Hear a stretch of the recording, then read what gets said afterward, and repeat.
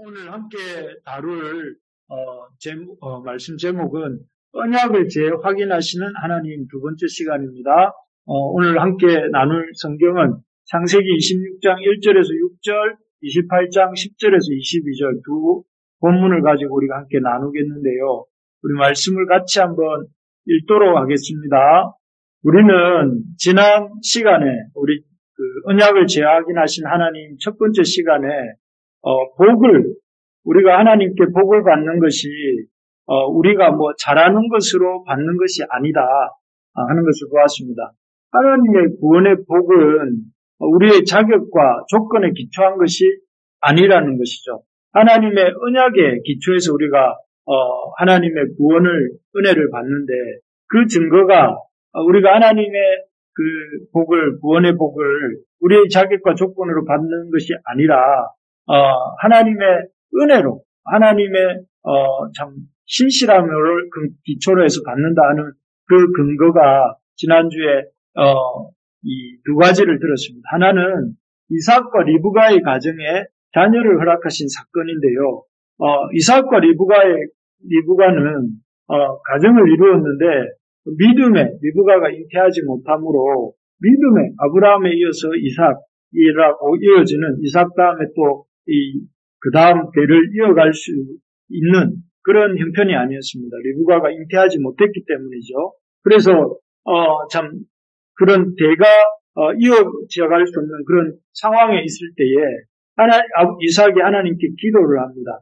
이삭이 하나님께 기도를 하고 또 그 기도를 하나님 들으시고 이삭의 가정에 아이를 갖게 하시는 모습, 또 그 하나님의 그런 어떤 인간의 자격이나 조건의 구원이 근거가 있는 것이 아니라 하나님의 신실하심에 있다는 것을 보여주는 예이고, 또 그 다음에 이 두 번째로 근거가 태중에서 에서와 야곱이 있었는데 야곱을 택하셔서 믿음의 계보를 있게 하시죠. 그래서 태중에서는 악이나 선을 행한 것도 아닌 상태에서 하나님은 그 에서보다 뒤에 이어 나오는 야곱을 택하셔서 이렇게 하나님의 믿음의 대를 이어가는 선택을 하십니다. 그래서 그것 역시 우리가 구원의 복을 받는 것이 어떤 우리의 조건과 자격에 있지 않고 하나님 은혜에 있다, 하나님의 신실함에 있다 하는 것을 보여주는 것입니다. 사실 하나님께서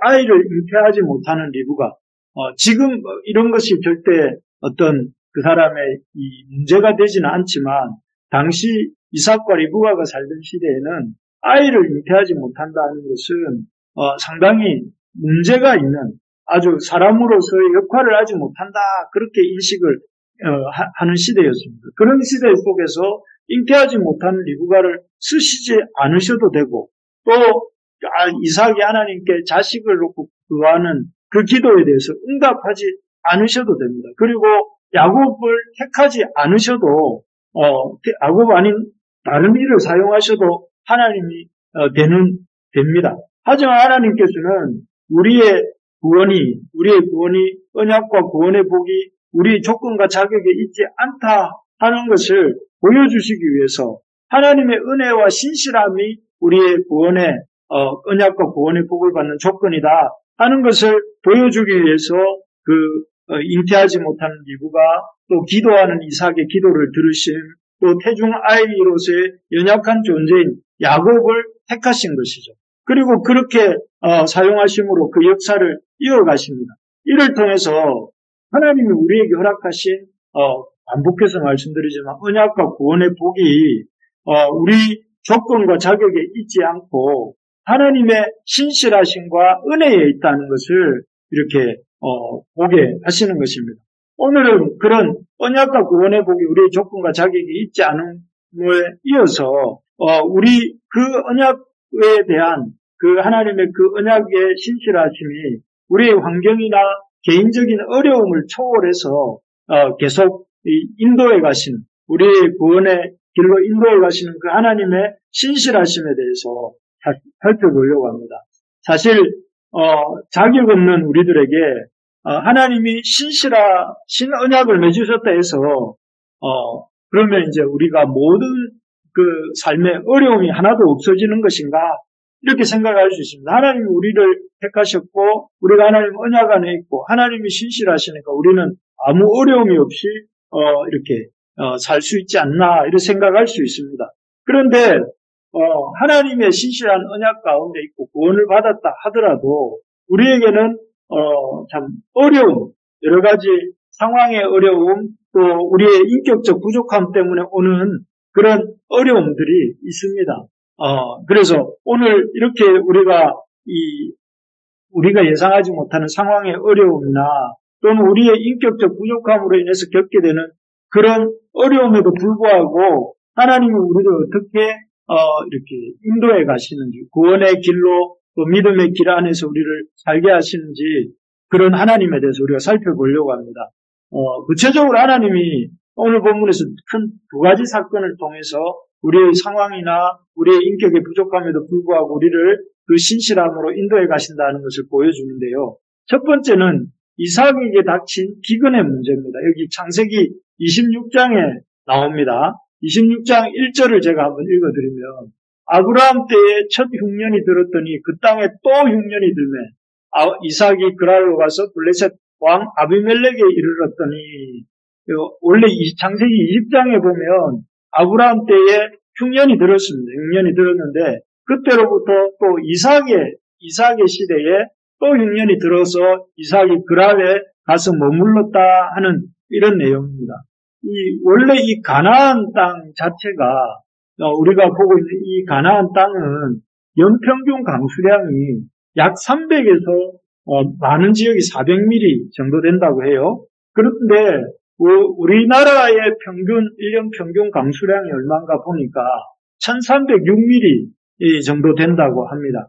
그러니까 우리나라의 연평균 강수량의 3분의 1, 4분의 1에 불과하고 이 400mm 아주 작은 양이죠. 우리 3분의 1 내지 4분의 1이니까 이 적은 강수량이 또 한꺼번에 이 우기가 있으면 우기 때 대부분 다 쏟아져 버리기 때문에 실제로 1년 동안 비가 대부분 오지 않고 잠깐 비가 오고 그 비를 잘 받아서 이렇게 농사와 목축을 해야 됩니다. 그런데 기근의 때, 여기 흉년이라고 했는데 이 흉년의 때에는 이런 비조차도 몰아서 오는 그런 비조차도 3년, 4년 이렇게 안 오게 되면 그때는 그야말로 물 구경하기도 어렵고 살기조차 사람조차 살기 힘든 그런 상황이 되는 것입니다. 그래서 이전에 아브라함은 이런 기근이 왔을 때에 이렇게 애굽으로 내려갔죠.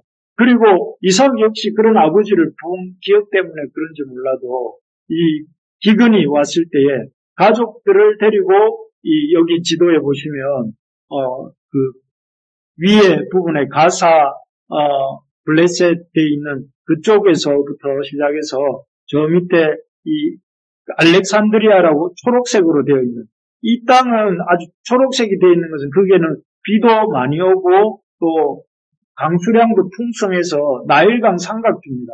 삼각형 모양이죠. 그래서 아주 비옥한 땅이 애굽인데 아무리 기근이 와도 애굽에는 양식이 있다 해서 이제 애굽으로 내려가려고 한 것이죠. 내려가려고 하면서 여기 지도에 보면 가자, 시글랏, 그랄이라고 하는 곳에 별표가 되어 있는데 그 그랄을 거쳐서 이제 그 이집트 땅으로 가려고 하는 이런 상황입니다.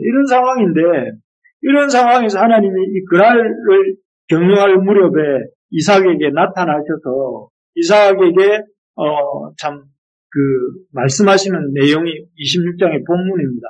참 여기서 우리가 한번 생각해 보는 것은 우리가 신실하신 하나님의 언약을 믿고 사는 우리에게도 이런 기근과 같은 자연재해가 임할 수 있다 하는 것입니다. 삶의 어려움이 닥칠 수 있다는 것이죠. 그래서 우리가 자연재해나 우리가 감당할 수 없는 이런 환경적 어려움을 당할 때에 우리의 마음이 어떻습니까? 하나님의 언약이고 뭐고 잘 모르겠고 일단 살고자 하는 생각으로 이 믿음은 두 번째 문제로 생각하면서 애굽을 향해 나갈 수 있습니다. 이게 바로 지금 우리가 보고 있는 그 이삭의 모습인 것이죠. 그래서 참 이게 우리의 연약한 우리의 모습입니다. 우리는 믿음이 있는 것 같고 또 믿음으로 살아가는 것 같지만 정작 삶에 우리가 감당할 수 없는 어려움이 오면 우리는 참 손쉽게 우리의 믿음을 버리고 애국으로 세상을 향해서 믿음 없이 살아가는 이런 우리들의 모습인 것입니다. 그런 연약한 존재가 이 우리의 믿음의 선배들 똑같이 아브라함도 그랬고 이삭도 그랬고 그런 선배들이었습니다. 그런데 그런 연약하고 부족한 자들이 우리의 선배들이었고 우리들인데 이런 이삭을 향해서 하나님 어떻게 하십니까? 하나님이 그런 이삭이 그랄을 지날 무렵에 그랄에 머물고 있는 이삭에게 나타나셔서 이렇게 말씀하십니다. 애굽으로 내려가지 말고 내가 내게 지시하는 땅에 거주하라. 이렇게 말씀하십니다. 사실 이렇게 찾아오시는 것만 해도 감사한 일이죠. 그냥 애굽으로 내려가든지 말든지 이렇게 간섭 안 하실 수도 있는데 애굽으로 가지 말도록 이삭을 찾아오셔서 애굽으로 내려가지 말고 그랄 땅에 머물라 이렇게 말씀합니다. 그래서 네가 하고 있는 행동이 지금 약속의 땅, 내가 너와 너의 아버지 아브라함에게 약속했던 땅을 벗어나려고 하는 일이다 하는 것을 이렇게 깨우쳐 주시는 것입니다. 그래서 하나님이 이렇게 우리에게 찾아오시는 거예요. 우리가 믿음의 길을 떠날 때에 여러 가지 방편을 통해서 말씀을 통해서 믿음의 사람들의 말을 통해서 또는 우리 마음의 성령의 역사를 통해서 하나님 우리가 하지 말아야 될 일들을 일깨워 주세요. 그렇게 해서는 안 된다 하고 말씀해 주신 후에 그러면서 아브라함에게 주셨던 그 약속의 말씀을 이렇게 이삭에게도 반복해서 들려주십니다. 창세기 26장 4절 5절에 보면 이렇게 말씀하세요. 내 자손을 하늘의 별과 같이 번성하게 하며 이 모든 땅을 내 자손에게 주리니 내 자손으로 말미암아 천하 만민이 복을 얻으리라. 이는 아브라함이 내 말을 순종하고 내 명령과 내 계명과 내 율례와 내 법도를 지켰음이라 하시니라. 이렇게 말씀. 이 말씀은 언제 주신 말씀입니까? 창세기 22장에서 아브라함이 자신의 아들 이삭을 이렇게 번제로 드리려고 할 때에 하나님이 그 아브라함을 급히 멈추게 하시고 이 준비하신 하나님의 양으로 이렇게 제사를 드리게 한 후에 그 아브라함을 축복하시면서 주셨던 약속입니다. 내 자손을 하늘의 별과 같이 번성하게 하겠고 이 모든 땅을 내 자손에게 주리니 내 자손으로 말미암아 천하 만민이 복을 얻으리라. 이 말은 아브라함도 들었고 이삭도 들었던 말씀입니다. 그러면서 하나님은 이삭에게 하나님의 약속의 말씀, 하나님이 이 땅을 주셨다는 것, 가나안 땅을 주셨다는 것과 하나님이 그 아브라함과 이삭에게 이 복을 주시겠다 하는 것을 이렇게 말씀해 주시는 것입니다. 그래서 이삭이 이집트로 내려가려고 했던 이삭의 마음에 하나님, 그 약속하신 하나님, 여호와 이레의 하나님, 준비하시고 미리 준비하시고 이 앞서 행하시는 그 하나님을 이렇게 상기하도록 돕고 계신 것이죠.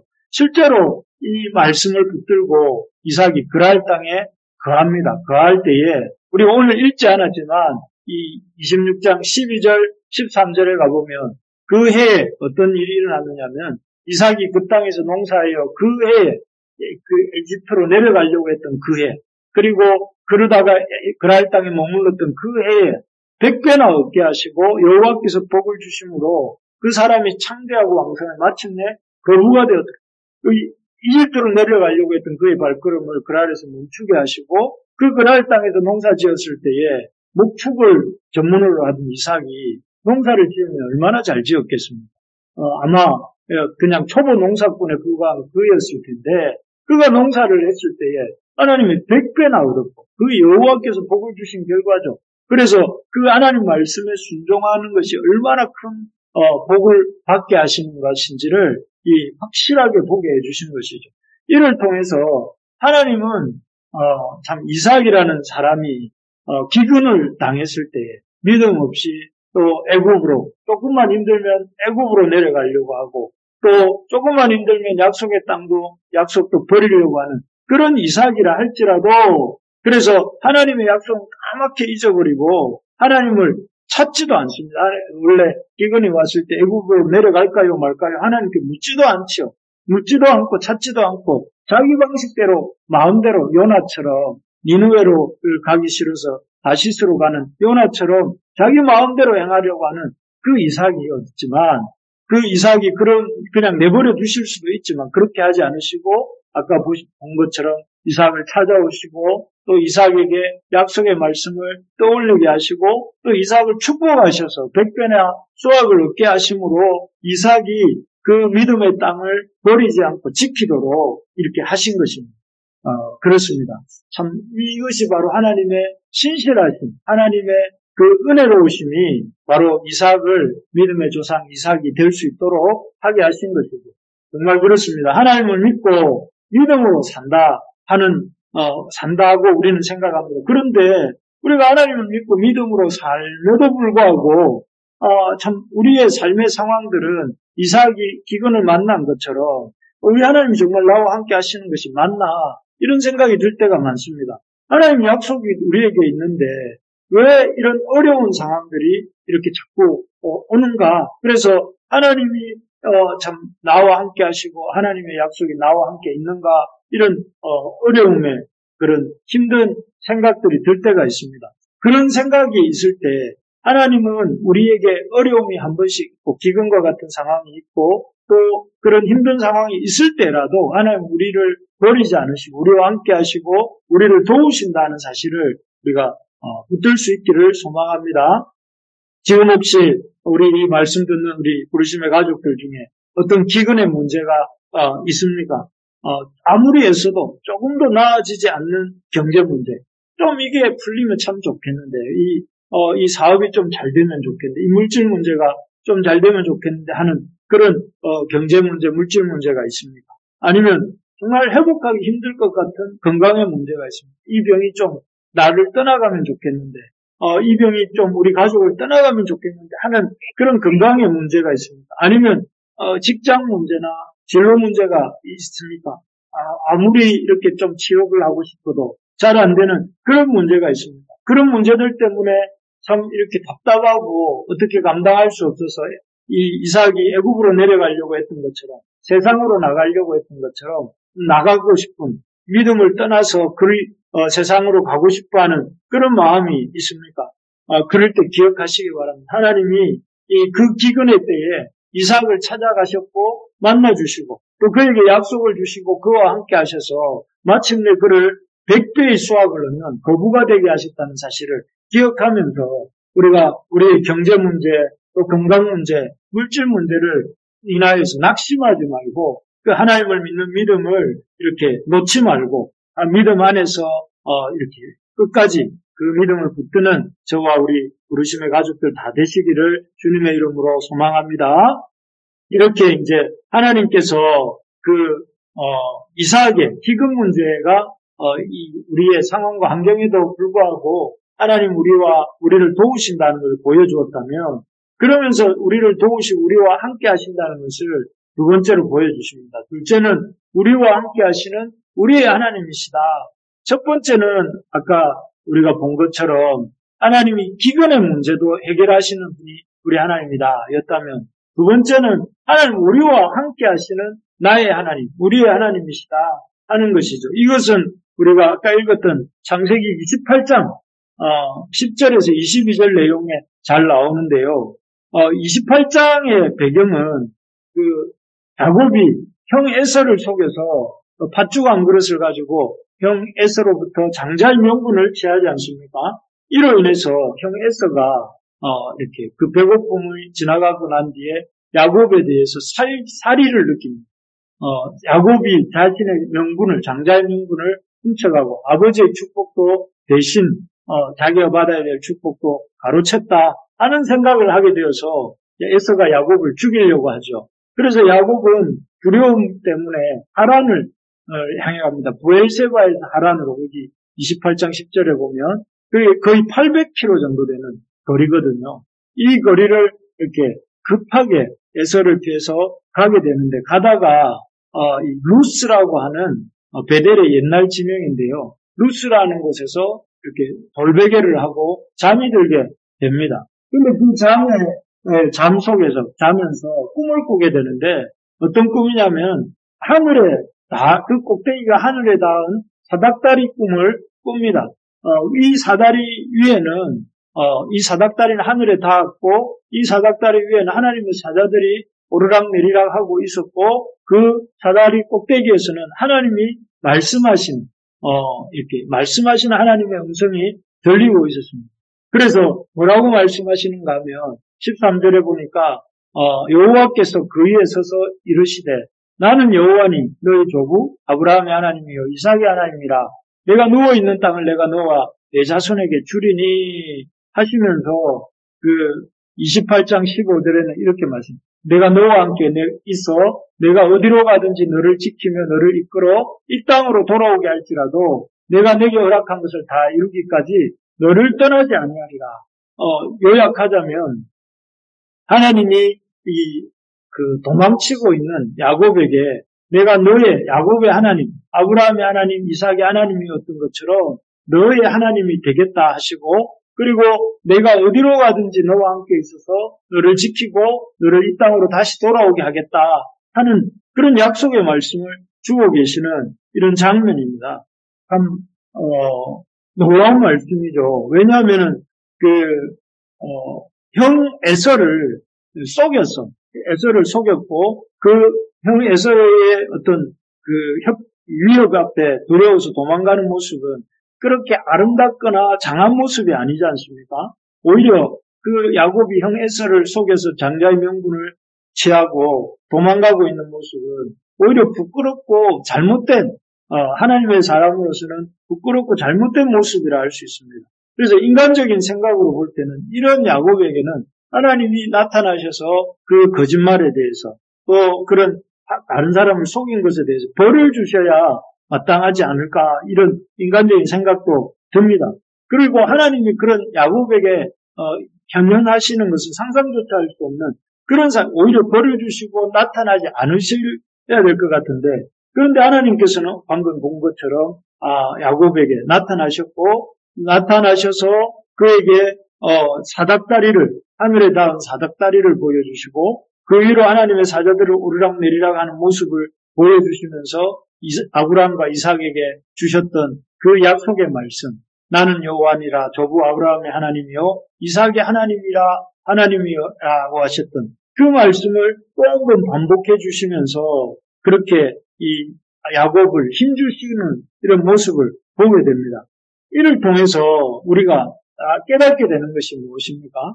하나님께서는 인격적인 부족함이죠. 아직 미성숙한 야곱의 모습이라 할 수 있는데 인격적으로 연약하고 부족하고 문제가 있는 야곱도 하나님께서 그런 야곱에게도 나타나시고 그와 소통하시고 또 그와 함께 하시겠다고 그를 통해 하나님의 구원의 역사를 이루어 가시겠다고 이렇게 하시는 이 모습 속에서 우리는 하나님의 신실하심을 볼 수가 있습니다. 하나님의 이 어떤 야곱에게 임한 그런 믿음의 조상으로의 삶의 은혜는 그런 야곱의 인격적 훌륭함이나 야곱의 어떤 능력 많음에 기초하고 근거가 있는 것이 아니라 이런 하나님의 신실한 언약에 신실하신 하나님 그리고 하나님의 긍휼하심에 하나님의 그런 복이 야곱에게 임한 하나님의 복이 응가하고 있는 것입니다.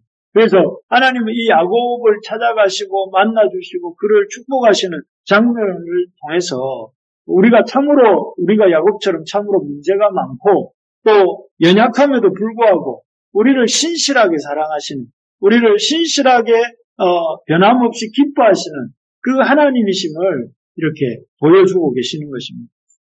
우리의 구원의 근거가 우리 자신의 신실함이나 우리가 사랑 많음이 아니라는 사실을 기억하시기 바랍니다. 우리 구원의 근거는 우리의 자격과 조건에 있지 않습니다.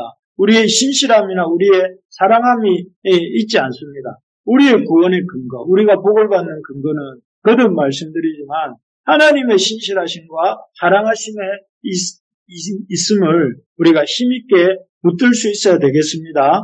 그래서 우리의 연약함이나 우리의 부족함에 우리의 신앙을 초점을 맞출 것이 아니라 하나님의 신실하심과 하나님의 사랑하심에 초점을 맞추고 우리가 나아가야 됩니다. 그래서 우리가 환경에 어려움이 올 때도 하나님 우리를 그 환경의 어려움으로 인해서 버리시는 분이 아니고 우리의 인격적 연약함과 부족함이 드러날 때도 그 인격적 연약함과 부족함 때문에 우리를 버리시는 분이 아니며 그런 것에도 불구하고 우리를 그 하나님의 신실하심을 기초해서 우리를 붙들고 계시다는 사실을 우리가 붙잡을 수 있어야 되겠습니다.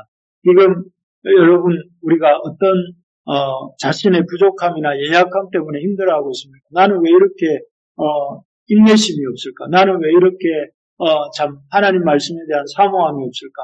나는 왜 이렇게 하나님 앞에서 참 성숙하지 않을까? 또 이런 여러 가지 부족함에 대해서 또 연약함으로 인해서 혹시 야곱처럼 참 이렇게 멀리 도망가고 있지는 않습니까? 혹시 그 자기 자신뿐만 아니라 우리 주변에 누군가의 부족함, 우리 지체들 중에 누군가의 부족함으로 인해서 또 누군가의 그 연약함 때문에 혹시 마음 상하면서 왜 저렇게 부족할까? 왜 저렇게 연약할까? 하면서 우리의 마음을 이렇게 닫고 있지 않습니까? 혹시 그렇다면 그래서 그런 누군가를 우리 지체 누군가를 우리가 정죄하고 판단하고 있다면 우리가 돌이킬 수 있어야 되겠습니다. 우리의 연약함이나 부족함으로 우리를 선택하는 것이 연약함이나 부족함으로 인해서 우리를 버리거나 하나님 우리를 떠나지 않으신다는 것입니다. 그분의 우리를 끝까지 붙드시고 함께 하시는 것은 그분의 신실하심과 사랑하심이 그 기초라는 사실을 알고 우리가 우리 자신도 우리 이웃도 그렇게 참 이 주님의 그 신실하심의 눈으로 또 그 근거로 그들을 볼 수 있는 우리가 되기를 소망합니다. 그래서 참 이 성탄절이 이제 이번 주 지나고 다음 주 월요일이 성탄절인데요. 이 성탄절의 계절 12월에 무엇보다 우리의 연약함과 부족함이 아니라 또 우리의 참 이런 삶의 환경의 어려움 때문에 뒤로 물러가는 것이 아니라 주님의 신실하심을 붙들고 주님의 그 은혜 풍성하심을 붙들고 나아가면서 그렇다고 해서 그럼 우리의 연약함과 부족함에 대해서 그냥 있으라는 것이 아니라 우리 하나님의 은혜를 깊이 붙들면 붙들수록 우리의 연약함과 부족함도 채워진다는 사실을 기억하면서 더 뜨겁게 하나님을 사랑하고 예수 그리스도의 그 은혜를 사모하고 성령의 도우심을 구하면서 그렇게 나아갈 때에 하나님이 우리의 문제도 해결하게 해주시고 우리의 연약함과 부족함도 이렇게 능히 해결하게 해주실 줄 믿습니다. 그래서 이 11월 남아있는 계절들이 이 참 시간들이 회복되어지는 우리가 영적으로 회복되어지고 또 공동체적으로도 회복되어지는 그런 은혜가 있기를 주님의 이름으로 소망합니다.